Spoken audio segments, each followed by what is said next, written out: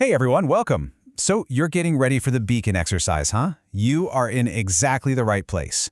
In this quick explainer, we're going to break down everything you need to know for Module 1, the Community Impact Assessment.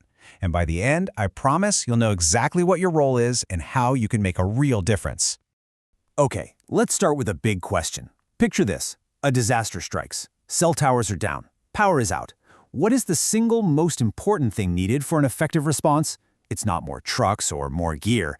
It's good, solid information. And that, right there, is where you come in. So here's our game plan, our mission briefing, if you will. First, we'll nail down exactly what your mission is. Then, we'll get into the nuts and bolts of crafting the perfect field report.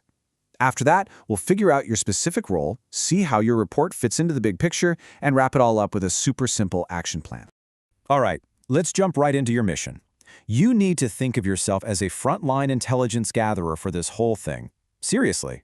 What you do in these first few hours is the foundation for everything that comes next. Your goal is simple, but it is so critical. You are going to be the eyes and ears for the emergency managers. Your job is to gather and send reports that paint a picture of what's actually happening out there. And listen, this isn't just busy work. The information you provide, it's what drives real decisions about where to send food, water, and medical help. It's a huge deal. Okay, so if your whole mission is to send reports, what exactly makes a report, well, perfect? We're not talking about writing a novel here. It's all about getting clear, useful info to the right people. This is probably the most important skill for Module 1, so let's break it down. You know, a field report sounds all official, but really it's just a message from the scene. But look at those key words: clear, concise, and actionable. It has to be dead simple to understand, super short, and, this is the big one, it has to give the person reading it enough info to actually do something. And you know what? It all boils down to these 4 things. Every single report you send needs to answer these 4 questions. Who are you?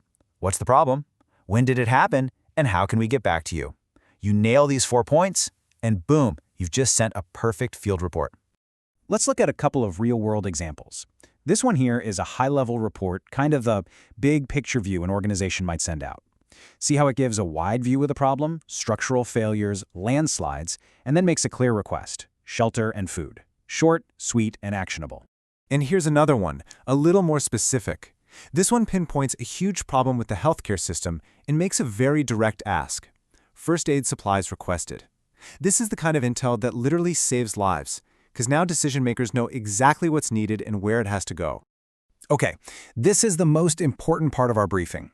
What is your specific job? Because what you do during the exercise really depends on what group you belong to. So lean in and let's find your spot on the team. All right, this chart lays it all out.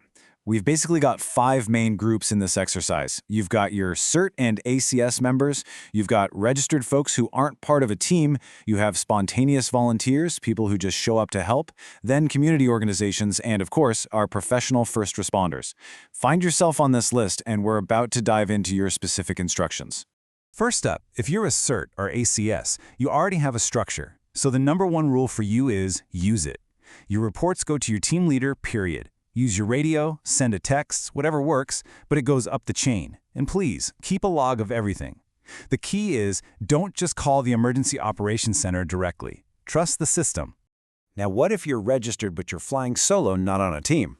Your best bet is to try and link up with a local group before the exercise starts. If you can't, you can report straight to the EOC. But listen, this next part is absolutely critical. Do not send the same message twice. Pick one way to send it once, and that's it.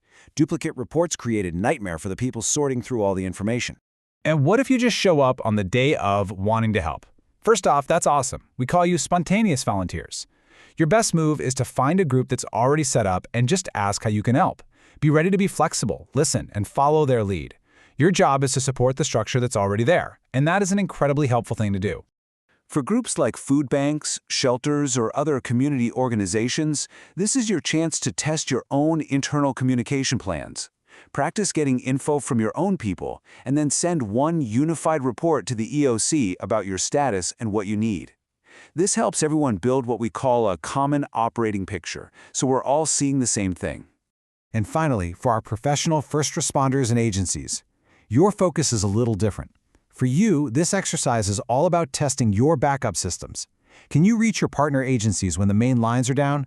How quickly can you call in your off-duty staff? This is your chance to stress test your own procedures. So now that you know your role, you might be thinking, okay, but how does my one little report actually help? That's a great question, because your report isn't just a drop in the bucket, it's a critical piece of a giant puzzle. Let's follow its journey. Look at this flow right here. It all starts with you, sending that simple 4-part report we talked about. From you, it goes up the chain to a team leader. Then, all those reports get collected at the central hub, the EOC, and that's where the magic happens. Your report gets combined with hundreds of others, and together, they become official requests for resources. It's amazing. And that whole process feeds right into the 2 main goals for Module 1. First, situation assessment, that's using your reports to figure out what's really going on. And second, resource coordination, taking that knowledge and getting the right help to the right people. Your report is the fuel for both of those things. Whew. Okay, we've covered a ton of ground. So let's boil this all down to one final, simple action plan you can take with you into the exercise. This is what you need to have in your head when things kick off. But before we get to the checklist, I just want you to let this quote sink in for a second. This is not an exaggeration. Without information from people like you in the field, the entire response is basically flying blind. What you do, what you report, it matters. A lot. And here it is, your final checklist. It's just 3 rules. That's it. Be clear, no jargon, just plain English. Be concise, get right to the point. And follow your chain of command. Trust the system and your part in it. If you can do these 3 things, you will be a massive asset during this exercise. So there you have it. You know the mission, you know how to write the perfect report, you found your specific role, and you know how your individual action ladders up to help the entire community. You've got to plan, so the only question left is, are you ready?